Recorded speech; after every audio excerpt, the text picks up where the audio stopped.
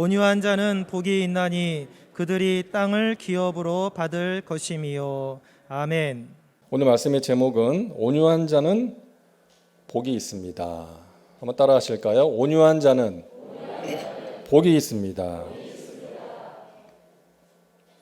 예수님께서 산상 설교를 시작하시면서 가장 먼저 말씀하신 8가지 복에 대해서 우리가 나누고 있습니다. 이 8가지 복은 관계의 복이라고 할 수 있습니다. 먼저는 하나님과의 관계입니다. 첫 번째 복이 뭐였어요? 심령이 가난한 자는 복이 있나니. 심령이 가난한 자, 자신의 연약함을 자각하고 하나님의 은혜를 갈망하는 사람이죠. 하나님과의 관계입니다. 그리고 애통하는 자가 복이 있다. 자신의 죄를 깨닫고 회개하는 사람이죠. 역시 하나님과의 관계입니다. 그리고 하나님과의 관계가 바로 서면 그것이 인간 관계에도 영향을 미치는 거예요. 대표적인 것이 오늘 말씀입니다. 온유한 자는 복이 있다. 자, 먼저 우리가 생각해야 될 것은 어떤 사람이 온유한 사람인가 하는 것입니다. 이 온유함이라는 단어는 헬라어로 프라우스라는 단어인데 거친 야생마가 길들여졌다라고 할 때 사용하는 단어입니다. 그러니까 온유함은 힘이 없는 게 아니에요. 나약함이 아닙니다. 힘이 있습니다. 그런데 그 힘을 함부로 사용하지 않는 거예요. 폭발하는 힘이 아니라 성령에 의해서 다스려지는 통제되는 힘이 바로 온유함입니다. 야고보서 1장을 보면 성내기를 더디하라 라고 말씀하잖아요. 성내기를 더디하라. 그러면서 그래야 되는 이유가 뒤에 나오는데 사람이 성내는 것이 하나님의 의를 이루지 못함이라 라고 말씀하십니다. 이 성낸다는 것은 온유함과 대비되는 개념이잖아요. 폭발하는 힘입니다. 우리가 누군가에게 성낼 때가 있어요. 화를 참지 못하고 화를 낼 때가 있는데 그것이 하나님의 의를 이루지 못한다는 것이죠. 좋은 결과를 가져오지 못하기 때문에 그것을 다스릴 수 있는 온유함이 필요하다는 것입니다. 여러분, 우리가 살면서 종종 경험하게 되는 일 아니겠어요? 우리가 화를 낼 때가 있어요. 그러면 상처받는 사람이 생기고 관계가 더욱더 어려워집니다. 공동체를 힘들게 하기도 합니다. 그렇기 때문에 폭발하는 힘이 아니라 성령에 의해서 다스려지는 통제되는 힘, 온유함이 우리에게 필요하다는 것이죠. 자, 성경에 나오는 인물들 가운데 온유함 그러면 생각나는 사람이 모세 아닙니까? 민수기 12장 3절 보니까요. 이 사람 모세는 온유함이 지면의 모든 사람보다 더하더라 라고 말씀합니다. 모세는 가장 온유한 사람이었어요. 모세의 온유함은 어디서 나타납니까? 자신을 공격하고 힘들게 하는 사람들을 대할 때에 나타나죠. 이스라엘 백성들이 광야 생활을 하면서 목이 마르다고 먹을 것이 없다고 원망하면서 모세를 대적합니다. 왜 우리를 애굽에서 이끌어내었느냐? 왜 우리를 여기서 죽게 하느냐? 차라리 애굽에 있을 때가 좋았다. 여러분 정말 그랬을까요? 애굽에 있을 때가 정말 좋았을까요? 당연히 아니죠.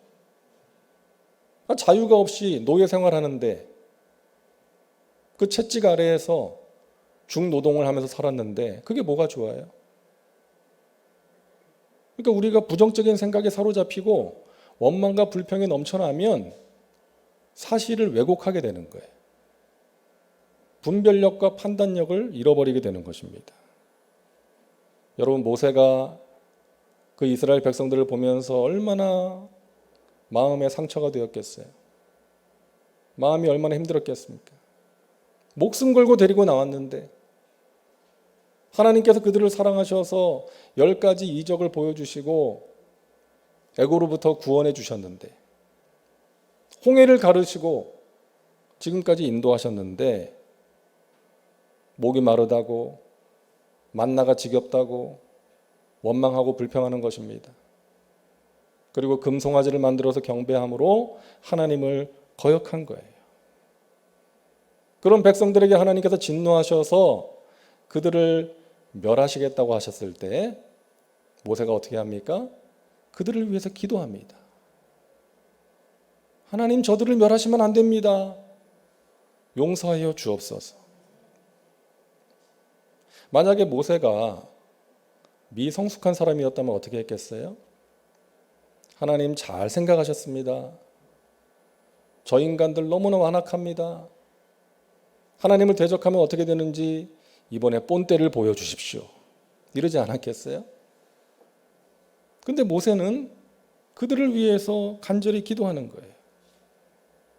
하나님, 생명책에서 제 이름을 지워버려도 좋사오니 저들을 용서하여 주시옵소서. 여러분, 이것이 모세의 온유함의 절정이었습니다. 자신을 힘들게 하는 사람들에게 악으로 갚지 않고 선을 베푸는 거예요. 그들을 위해서 기도하는 것입니다. 자, 여러분, 모세를 보면서 누가 생각이 납니까? 예수님이 생각나죠. 우리 예수님은 가장 온유하신 분이셨습니다. 욕을 당하셨지만 욕하지 않으셨고요. 고난을 당하셨지만 보복하지 않으셨습니다. 오히려 자신을 십자가에 못 박는 그들을 위해서 기도하셨잖아요. 아버지여, 저들을 사하여 주옵소서. 자기들이 하는 것을 알지 못함이니이다.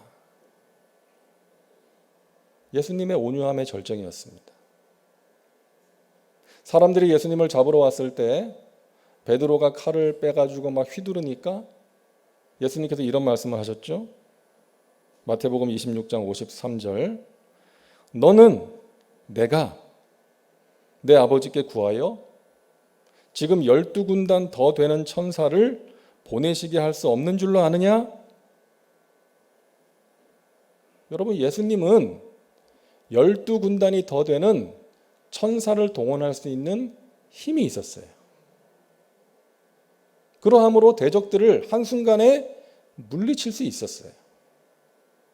하지만 인류 구원이라는 그 사명을 위해서 그 힘을 사용하지 않으시고 십자가의 길을 가신 것입니다. 그 예수님께서 말씀하시죠. 마태복음 11장 29절 우리 함께 읽습니다. 나는 마음이 온유하고 겸손하니 나의 멍에를 메고 내게 배우라. 그리하면 너희 마음이 쉼을 얻으리니. 아멘. 우리 예수님은 마음이 겸손하고 온유하셨습니다. 가장 높으신 분이셨지만 낮고 천한 인간의 모습으로 이 땅에 오셔서 십자가를 지시기까지 낮아지신 거예요. 가장 힘이 있으셨지만 그 힘을 함부로 사용하지 않으신 것입니다. 우리는 예수님께 이 온유함과 겸손함을 배워야겠습니다. 폭발하는 힘이 아니라 다스려지는 힘, 통제되는 힘, 더 나아가서 나를 힘들게 하는 사람에게 선을 베풀 수 있는, 그를 위해서 기도할 수 있는 온유함이 저와 여러분에게 있기를 간절히 소망합니다. 그래서 우리는 기도해야 됩니다. 하나님, 제 마음을 다스려 주십시오. 제 입술에 파수꾼을 세워 주십시오. 폭발하는 힘이 아니라 성령에 의해서 다스려지는 진정한 힘을 가지고 살게 하여 주시옵소서. 자, 그렇다면 우리에게 왜 이 온유함이 필요한 것일까요? 온유한 자에게 어떤 복이 있는 것일까요? 오늘 본문 5절 말씀 다시 보시겠습니다.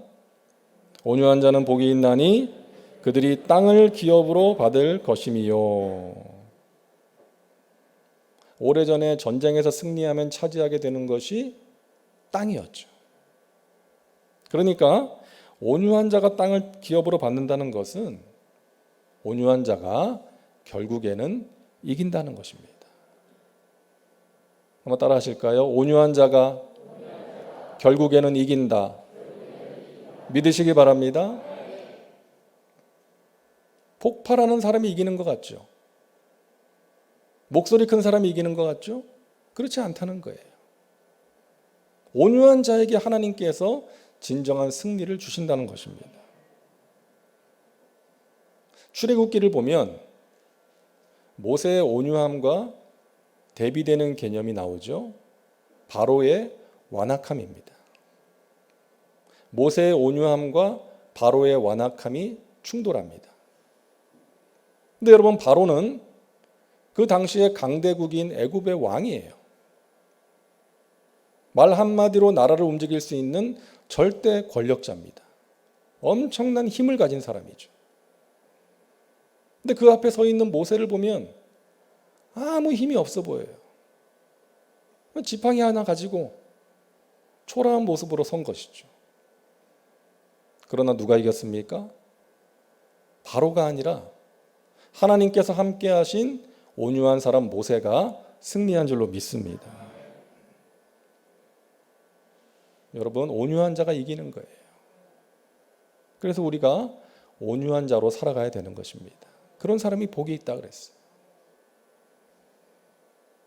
우리가 다 아는 내용입니다. 우리가 모르는 내용 없죠. 온유한 자로 살아야 된다. 온유한 자가 이기는 자다.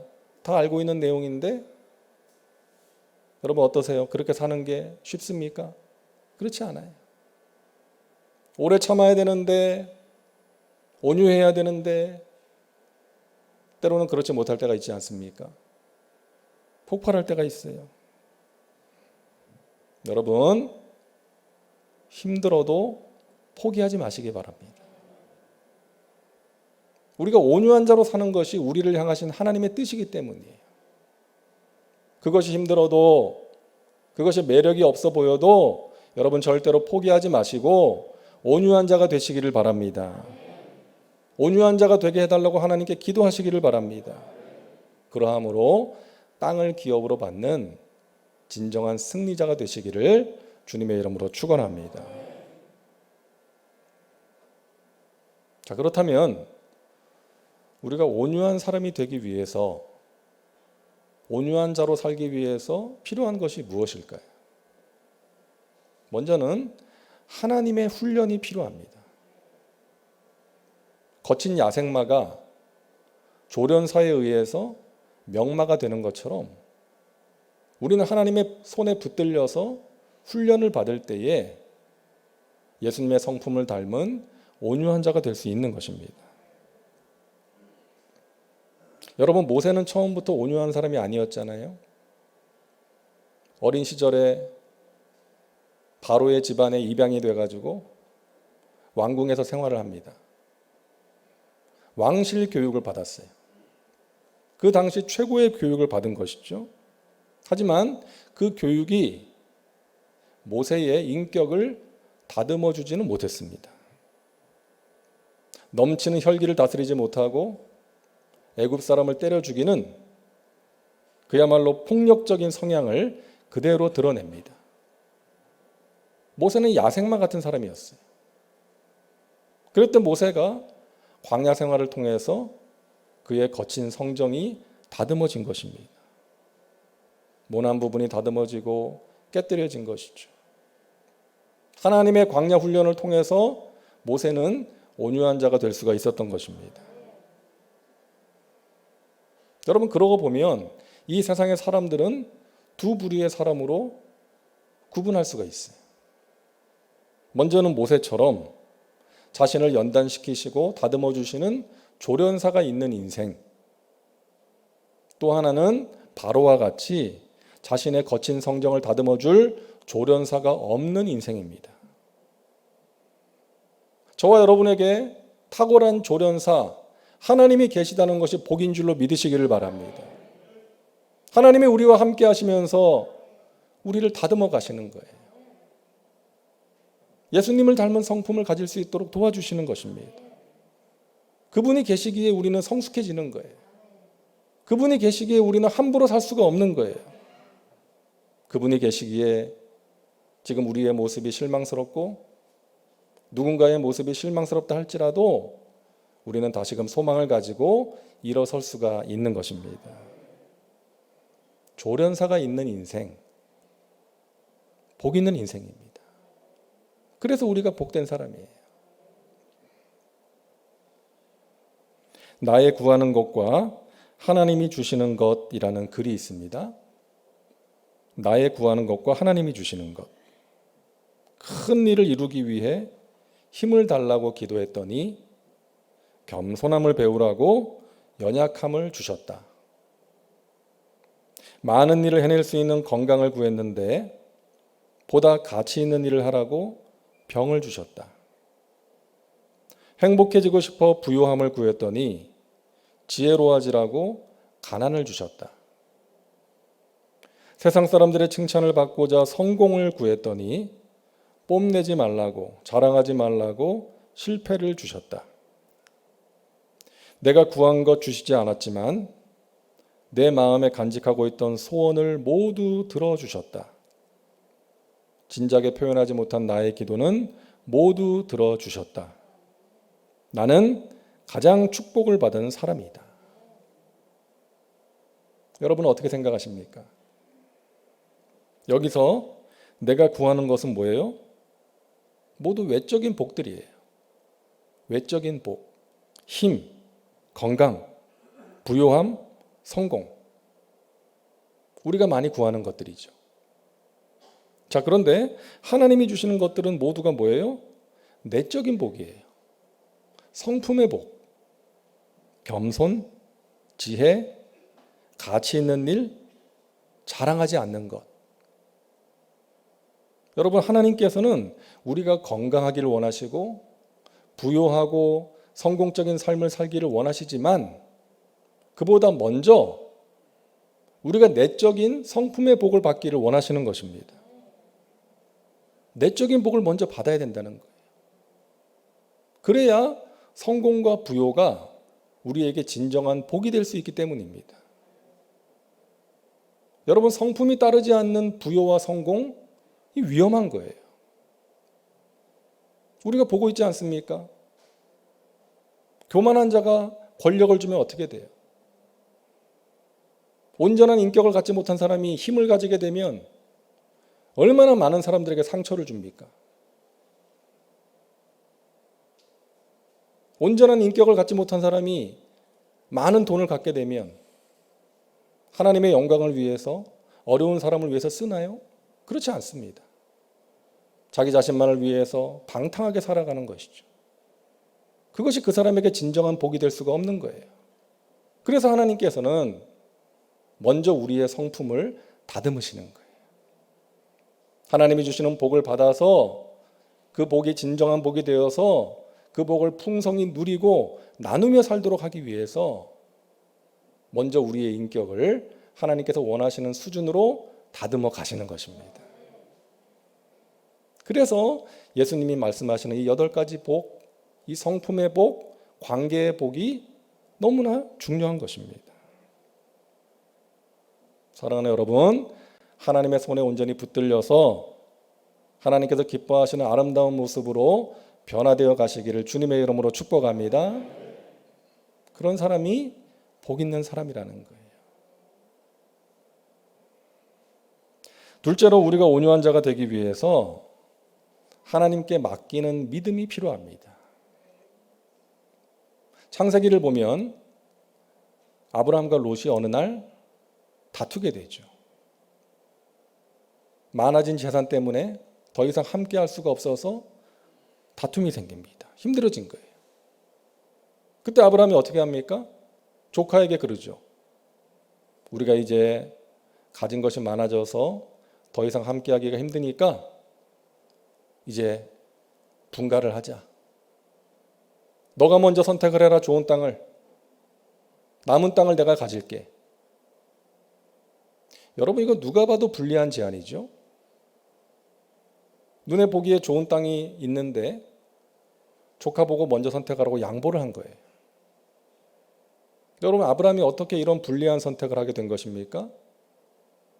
아마도 이런 마음 아니었을까요? 내가 좋은 땅을 가지겠다고 조카와 다투면 하나님께 영광이 되지 않는다. 사람들이 보고 뭐라고 생각하겠나? 하나님 믿는 인간들도 어쩔 수 없구나 생각하지 않겠는가? 지금 당장에는 나에게 손해가 될 수 있겠지만 하나님께서 다 보시고 아시고 나의 길을 책임져 주시고 가장 좋은 것으로 채워 주실 것이다. 이러한 믿음 아니었겠어요? 그러한 믿음이 있었기 때문에 아브라함은 온유한 모습을 보일 수가 있었던 것입니다. 여러분, 다윗도 마찬가지죠. 다윗은 사울 왕 때문에 얼마나 힘든 세월을 보내야 했습니까? 죽을 죄를 짓지 않았는데 자신을 죽이려고 하니까 얼마나 억울했겠어요. 얼마나 힘들었겠어요. 많은 것을 잃었습니다. 가정도, 가족도, 일터도 다 잃고 도망다니는 거예요. 근데 그 억울함과 그 힘듦을 한 번에 끝낼 수 있는 기회가 찾아옵니다. 하지만 다윗은 어떻게 합니까? 하나님께서 기름 부어 세우신 자를 내 손으로 해야 할 수가 없다. 심판은 내가 하는 것이 아니다. 하나님께 맡긴다. 하나님께서 하실 것이다. 이 믿음으로 사울을 죽이지 않은 것이죠. 여러분, 사도 베드로는 묵묵히 십자가의 길을 가신 예수님을 이렇게 묘사합니다. 베드로전서 2장 23절을 우리 함께 읽겠습니다. 욕을 당하시되 맞대어 욕하지 아니하시고 고난을 당하시되 위협하지 아니하시고 오직 공의로 심판하시는 이에게 부탁하시며. 예수님은 욕하는 자들에게 욕하지 않으셨어요. 힘들게 하는 자들을 위협하지 않으셨고요. 오직 공의로 심판하시는 하나님께 부탁하셨다는 거예요. 사랑하는 여러분, 예수님처럼 사시기를 바랍니다. 이렇게 사는 게 힘들지만 욕하는 자들에게 맞서서 욕하지 마시고, 여러분을 힘들게 하는 자들을 위협하지 마시고, 악을 악으로 갚지 마시고 공의로 심판하시는 하나님께 맡기시기를 바랍니다. 로마서 12장 19절 같이 읽습니다.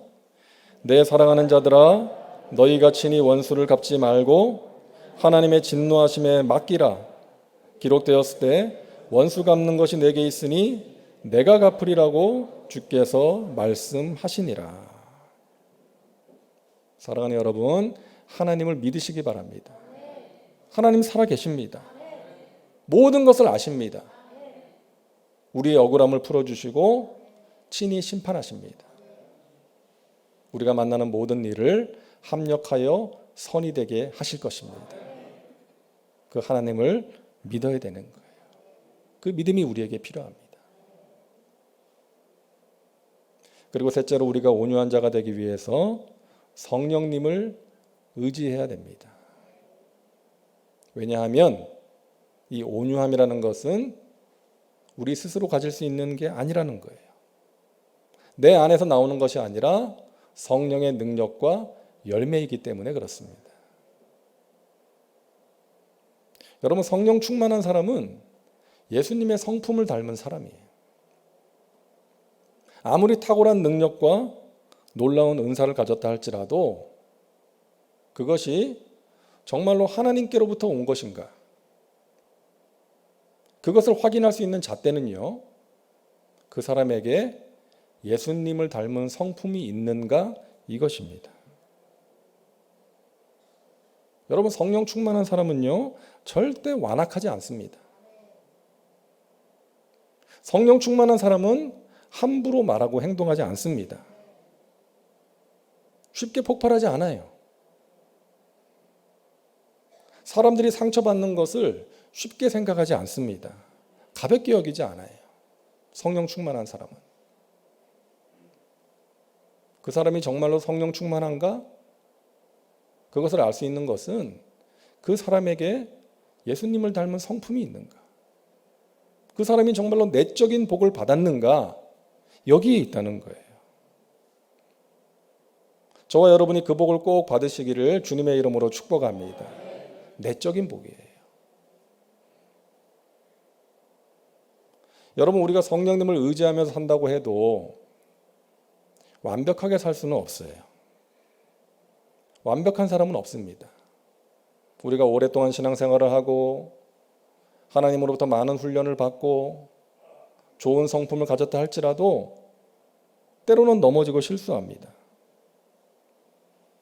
여러분, 모세는 가장 온유한 사람이었지만 백성들이 계속해서 불평하면서 물을 달라고 하니까 지팡이로 바위를 2번 내리쳤어요. 하나님은 바위를 명하여 물을 내라고 하셨는데, 명하여. 근데 모세는 그 자신의 감정을 주체하지 못하고 분노로 바위를 2번 내리친 것입니다. 결국 하나님께 책망을 받았죠. 여러분, 다윗은 젊은 시절에 사울의 난폭함을 온유함으로 이겨냈습니다. 그런데 한 가정을 파괴하고 죄 없는 부하를 죽게 만드는 난폭함을 나중에 보이지 않습니까? 완전한 사람은 없어요. 우리는 누구나 실수합니다. 온유한 자로 살아야 되는데, 참아야 되는데 참지 못할 때가 있고요.